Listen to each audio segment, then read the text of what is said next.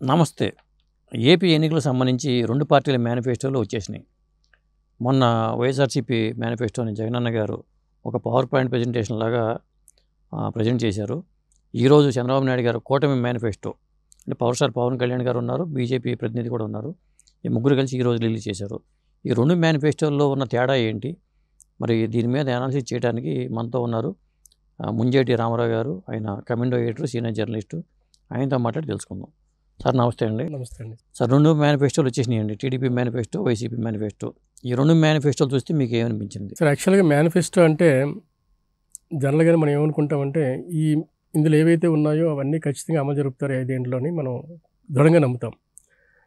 కానీ ప్రజల్లో ఈ మేనిఫెస్టోల మీద చర్చే ఉండదండి. ఎందుకో మరి వాళ్ళు టీవీ ముందు ఏదో మాట్లాడతారో, ఇలా ఇస్తారు కదా, అవి ఇస్తారు కదా అనుకుంటే తప్ప మేనిఫెస్టో మీద చర్చ రాదండి. మన మీడియా తీసుకోవాల్సిన మొదటి జాగ్రత్త ఏంటంటే ఈ మేనిఫెస్టో మీద ఎక్కువ చర్చ పెట్టాలండి.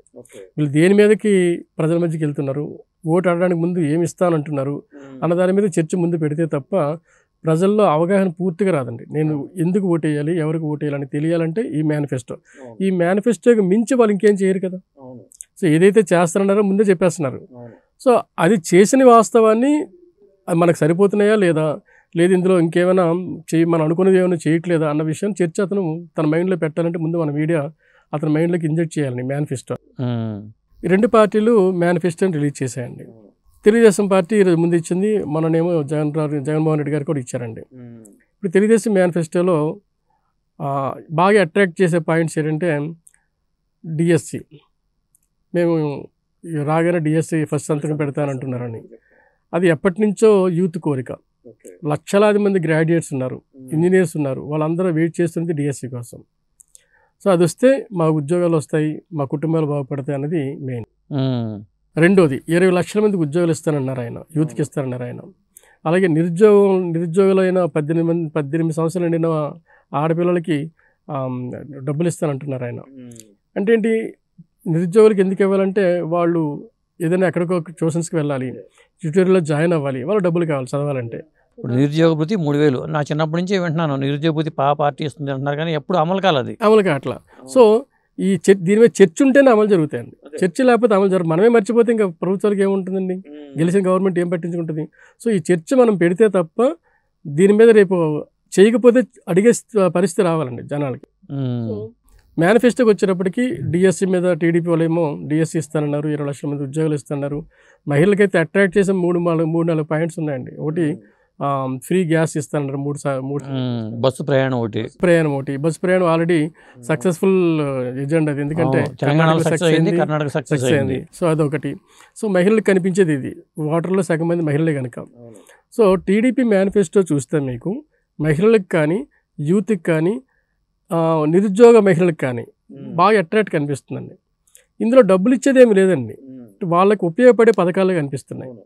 సో వాళ్ళు కనుక ఓటు వేయాలనుకున్నప్పుడు ఓటు వేస్తే రేపు వచ్చి అడగొచ్చు, నాకు ఇవి ఇస్తానన్నా కాబట్టి నేను ఓటు వేసాను, నాకు ఇవ్వాల్సిందేనండి.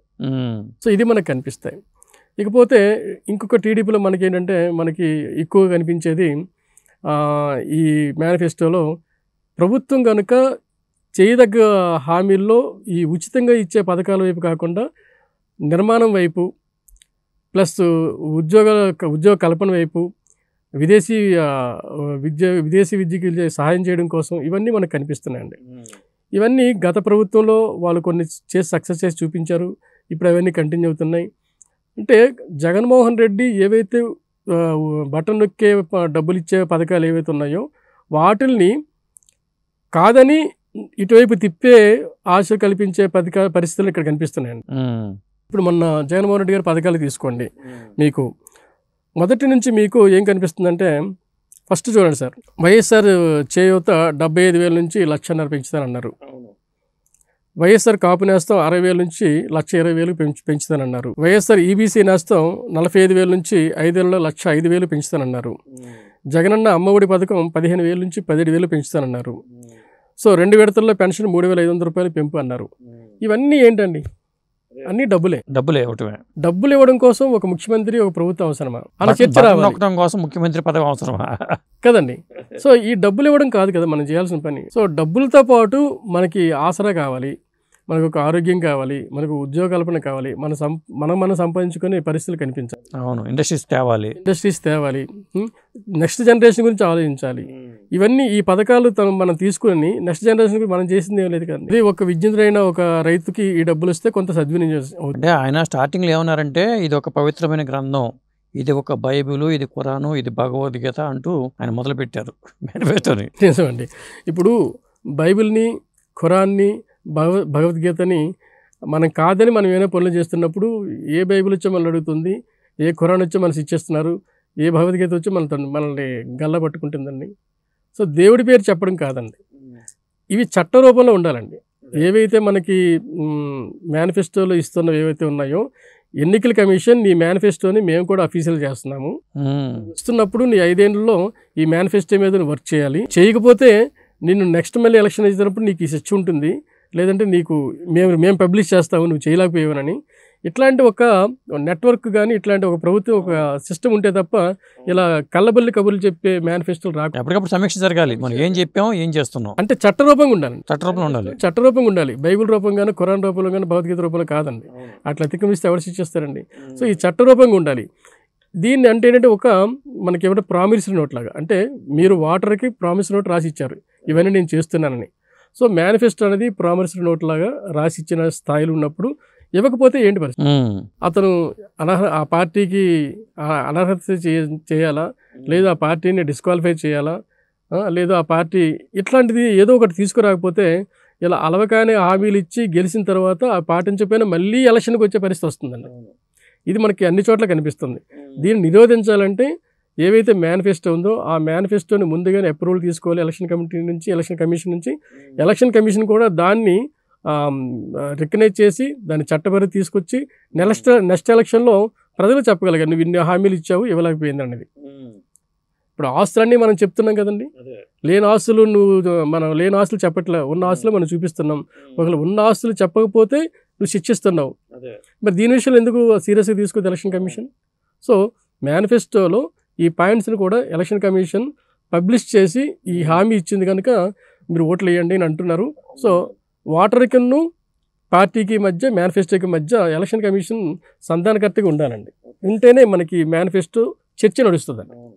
లేదంటే ఇది ఒక ఎలక్షన్ అయిపోయిన తర్వాత అంటే ఈ 2 మేనిఫెస్టోలు చూస్తే మీకు టీడీపీకి మేనిఫెస్టోనే కొద్దిగా ఆకర్షణీయంగా ఉందంటారు? ఆకర్షణీయంగా ఏమీ లేదండి, నిర్మాణాత్మకంగా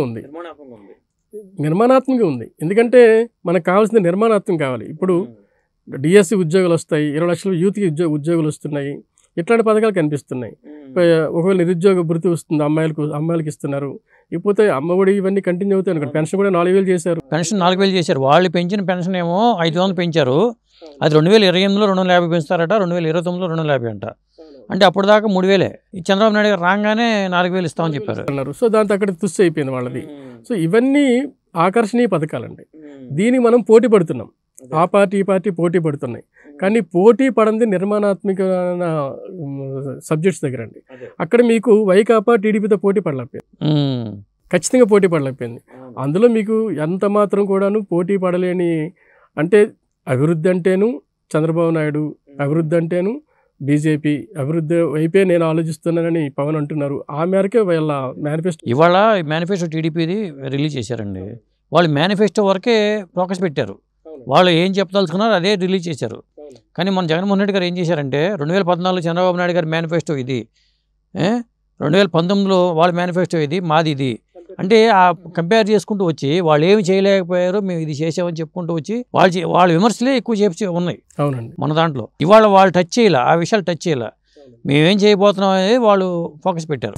అవునండి, మెయిన్ ఇంకొచ్చ టీడీపీ మేనిఫెస్టోలో ఇంకో పెద్ద పాయింట్ ఉందండి. ఈ మధ్య అందరూ భయపడుతున్న ఏంటంటే నా భూమి లాక్కుంటారట, రిజిస్ట్రేషన్స్ ఉండవట, ఆ పేపర్లే మన దగ్గర రావట, జిరాక్స్ పేపర్ మనకు ఇస్తారట, లేదా సాఫ్ట్ కాపీలు ఇస్తారట, అది ప్రింట్ తీసుకుని మనం పెట్టుకోవాలట. ఎట్లా ఉంటుందంటే ఒక తాత ఒక తండ్రి ఎప్పుడో ఇచ్చిన ఆ పత్రికల్ని, ఆ పేపర్లని దాచి పెట్టుకునే సాంప్రదాయం ఉన్న. అవును, పైగా చెడిపోయి కాదు, ఎలా ఉన్నా కానీ డాక్యుమెంట్స్ అట్లా ఉండేది. ఒకవేళ చెడిపోయినా సరే కాపీ ఇస్తుంది గవర్నమెంటే కాపీ ఇస్తుంది, ఒరిజినల్ కాపీ ఇస్తుంది మీకు, డబ్బులు కడితే, చిన్న పైసలు, కొద్దిపాటి పైసలు కడితే. సో నాది అనుకున్నప్పుడు డాక్యుమెంట్ ఉంటే తప్ప అది నాది కాదండి. ఏమండి, రేపొద్దున మనకి ఏదైనా కావాల్సి వస్తుంది, లేదా తాకట్టు పెట్టుకుంటాం అత్యవసరం అయితే, లేదా ఆ క్షణం అమ్ముకోవాలనుకుంటాం. సో దాన్ని మన చేతిలో ఉన్న ప్రాపర్టీని లేదు నాకు ఇంత ప్రాపర్టీ ఉంది అని చెప్పుకోవడానికి పెళ్ళిళ్ళు అవుతాయి. పిల్లలు ఆడపిల్లల పెళ్ళిళ్ళు అవ్వాలన్నా మగపిల్లల పెళ్ళిళ్ళు అవ్వాలన్నా మన ప్రాపర్టీ మనకు తెలియాల్సిందే. ఈ జిరాక్స్ పేపర్లు ఎన్నైనా సృష్టించవచ్చు కదండి. ఎక్కడ నమ్మే పరిస్థితి ఎలా ఉంటుంది? ఈ భూ చట్టాన్ని మేము రద్దు చేస్తామన్నారండి టీడీపీ వాళ్ళు ఈ మేనిఫెస్టోలో. అది చాలా ఇంపాక్ట్ అవుతుందండి. ఎందుకంటే మళ్ళీ మన భూమి మనకే ఉంటుంది, మన ఇల్లు మనకే ఉంటుంది అన్న ఆలోచన ప్రతి ఒక్కరికి కూడా కలుగుతుంది ఈ భూ చట్టం రద్దు అన్న అప్పుడు. సో అది ఒక పెద్ద ప్లస్ పాయింట్ అండి టీడీపీకి. అది బాగా పెంచి వస్తుందండి, ఎందుకంటే అందరూ భయపడుతున్న పరిస్థితి అండి. అలాగే భూములు రీసర్వే చేస్తామని మొదలుపెట్టారండి వైసీపీ గవర్నమెంట్లో. అది ఎక్కడ జరగలే అసలు. వాళ్ళు రీసర్వే చేస్తామని చెప్పి మొదలుపెట్టిన ఎక్కడ అది మధ్యలోనే ఆగిపోయింది. అది అక్కడ చాలా తలనొప్పులు ఉన్నాయి. ఆ రీసర్వేల దగ్గర కూడా చాలా తలనొప్పులు ఉన్నాయి. చాలా తలనొప్పులు. ఎందుకంటే మీకు భూ సర్వేలో మీకు ఓనర్స్ మారిపోయారు, నాది మీకు వెళ్ళిపోయింది, మీది నాకు వచ్చేసింది, మనం సిగపట్లు పట్టుకుంటున్నాము అంటే ఇవన్నీ ఎందుకు? ఎవరు కోరుకున్నారు కావాలని? జనం కోరుకోవట్లేదు కదా, నా భూమి సర్వే చేయమని కోరుకోవట్లేదు కదా. ఎప్పుడు మనం భూ సర్వే కోసం గవర్నమెంట్ వెళ్ళాలండి? మీరు నేను పక్కపక్కన ఉన్నాం. మీరు నేను పక్కపక్కన ఉన్నాను, మీరు నాది కబ్జా చేశారు అనుకుంటాను, లేదా నేను మిమ్మల్ని లాగేసుకున్నాను అని మీరు అంటారు. మనిద్దరం కలిసి గవర్నమెంట్ దగ్గరికి వెళ్తే భూ సర్వే చేయాలి. సో భూమి సేఫ్గా ఉన్నప్పుడు నాకు ఎటువంటి కంప్లైంట్ నా చుట్టుపక్కల జనాలకు ఎవరికీ లేనప్పుడు సర్వే పేరుతో ఇబ్బంది పెట్టడం అనేది కరెక్ట్ కాదు కదండి. సో భూ సర్వే అనేది అది ఒక భూతంగా చూపించడమే తప్ప దానివల్ల ఎవరు చేసిన ఎంప్లాయీసేనండి. ఎంప్లాయీస్ తప్పిదనం చేయడం వల్ల మనకి ఎవరికి నష్టం జరుగుతుందండి? చివరికి ఆ రైతుకు లేదంటే ఆ యజమానికి నష్టం జరుగుతుంది కదండి. ప్లస్ ఆ పక్కనున్న ఎవరైతే ఇంతవరకు సఖ్యతగా ఉన్న అన్నదమ్ములు అయితే ఎవరైతే ఉన్నారో, లేదు పక్కనున్న బావమరుదులు లేదు అన్నదమ్ములు ఎవరైతే సఖ్యతగా ఉన్నారో వాళ్ళ మధ్య వైషమ్యాలు క్రియేట్ చేస్తుంది ఈ భూ సర్వే వచ్చి. వాళ్ళ మధ్య ఎప్పుడు రావాలని తగాదా వచ్చినప్పుడు సర్వే చేయొచ్చు, తప్పేమీ లేదండి. సో భూ సర్వే వల్ల నష్టం జరిగేది అక్కడే. అయితే ఓవరాల్గా ఈ రెండు మేనిఫెస్టోల్లో టీడీపీ మేనిఫెస్టో వైపు మీరు మొగ్గు చూపుతున్నారు. అండి నిర్మాణాత్మకంగా ఉంది. ఇదేమో బటన్ నొక్కే పరిస్థితి ఉంది కనుక నిర్మాణాత్మకం కూడా ఉంటే బాగుంది. అంటే మీకు జనరల్ ఒపీనియన్ అండి. ఇప్పుడు టీడీపీ వదిలేద్దాం, వైకాపా వదిలేద్దాం. జనరల్గా ఏం ఆలోచిస్తామంటే జగన్మోహన్ రెడ్డి పేదల పక్షాన్ని ఆలోచిస్తున్నాడు, పేదల ఆరోగ్యం గురించి ఆలోచిస్తున్నాడు, పేదల డబ్బులు ఇస్తే వాళ్ళే బాగుపడతారు, వాళ్ళ అభివృద్ధి, వాళ్ళ డబ్బులు వాళ్ళు ఖర్చు పెట్టుకుంటారు, వాళ్ళ ప్రాపర్టీస్ వాళ్ళు కొనుక్కుంటారు, వాళ్ళ ఆస్తి వాళ్ళు పెంచుకుంటారు, అదే అభివృద్ధి అనే ఆయన కాన్సెప్ట్ అండి. సో జనరల్గా మనమేమనుకుంటున్నాం, ఇంటితో పాటు సమాజం బాగుపడుతుంది, సమాజంతో పాటు గ్రామం బాగుపడుతుంది, అట్లా ఆలోచించే మనిషి చంద్రబాబు నాయుడు అనేది జనానికి ఉన్న ఒపీనియన్ అండి. సో ఈరోజు ఏంటి 5 సంవత్సరాలు చూసేసాం జగన్మోహన్ రెడ్డిని, చూసిన తర్వాత అతను ఏదైతే చేస్తారనుకున్నారో జనాలు, ఆయన ఏం చేస్తాడో తెలిసిపోయింది. సో మళ్ళీ డబ్బులే ఇస్తారు కదా, మళ్ళీ డబ్బులు ఇస్తారు. ఇప్పుడు 50,000 ఇప్పుడు 15,000 ఇచ్చారు, 17,000 ఇస్తారు. సో మళ్ళీ డబ్బులే వస్తారు, నాకు 3,000 రూపాయలు ఇస్తారు. దానికోసం మళ్ళీ నేను సీఎం చేయాలా, లేదు సీఎం చేస్తే బెటరా అన్న దాని మీద చర్చ వస్తున్నప్పుడు అవే డబ్బులు ఇస్తూ మళ్ళీ పథకాలు ఇస్తూ మళ్ళీ నిరుద్యోగాన్ని తగ్గిస్తూ డిఎస్సిని ఇస్తూ 20 లక్షల మంది ఉద్యోగాలు ఇస్తూ మళ్ళీ సామాజిక అభివృద్ధిని, సామాజిక ఇది మనకి నెట్వర్క్ని, నిర్మాణాత్మక ఆలోచనలు ఉన్న చంద్రబాబు నాయుడు ప్లస్ కేంద్రంలో మద్దతు ఉన్న పార్టీ ఎలాగో గెలుస్తుందన్న ఒక మనకి ఉంది కనుక, కేంద్రం మళ్ళీ బీజేపీ వస్తుంది అందరికీ ఊహిస్తున్నారు కనుక, అక్కడ బీజేపీ వస్తే ఇక్కడ కూడా అదే బీజేపీ ప్రభుత్వంతో నడిచే తెలుగుదేశం వస్తుంది కనుక మరింత హ్యాపీగా ఉండొచ్చు.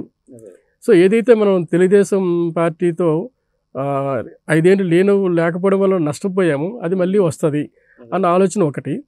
అన్నిటికంటే ముఖ్యంగా ఏంటంటే మీరు తెలంగాణని తీసుకోండి, అటు కాంగ్రెస్ కానీ అంతకుముందు బీఆర్ఎస్ గవర్నమెంట్ కానీ, ఈ 2 గవర్నమెంట్లో ఇద్దరు క్రిటిసైజ్ చేస్తున్నది ఏంటి, కేంద్ర ప్రభుత్వం మాకేమీ చేయలేదని. కర్ణాటకలో ఏం చేస్తున్నారు, ఖాళీ చెంబు చూపిస్తున్నారు, కేంద్రం మాకేమీ ఇవ్వట్లేదని. సో అక్కడ కేంద్రం ఇవ్వట్లేదు, ఇక్కడ కేంద్రం ఇవ్వట్లేదు, మనకి ఇస్తుంది కదా కేంద్రం. ఇక్కడ ఎలయన్స్ ఉంది, గవర్నమెంట్ ఉంది కనుక పిలిపించారు కదా. సో మనకి ఇస్తుంది కదా, ఖాళీ చెంబు మనకి ఇక్కడ కనబడదు అట్లని చెప్పేసి ఏమి రూపాయి ఇవ్వకుండా ఉండదు. సో ఇక్కడ కూడా సేమ్ రేపు పొద్దున్న చంద్రబాబు నాయుడు గారు ఈ పార్టీ 3 పార్టీలు గెలిస్తే గవర్నమెంట్లో కూడా ఉంటుంది బీజేపీ, అలాగే మనకి జనసేన కూడా గవర్నమెంట్లో ఉంటుంది. సో వాళ్ళ గవర్నమెంటే కనుక సెంట్రల్ గవర్నమెంట్ ఖచ్చితంగానే సహకరిస్తుంది. సో అలా ఆలోచిస్తే, రాష్ట్రం వైపు ఆలోచిస్తే, సామాజిక దృక్కోణం గురించి ఆలోచిస్తే ఈ 3 పార్టీల్లో ఉన్న ప్రభుత్వం రావడం అనేది తెలుగు ప్రజలకు అవసరం అండి. థ్యాంక్ యూ అండి, నమస్కారం.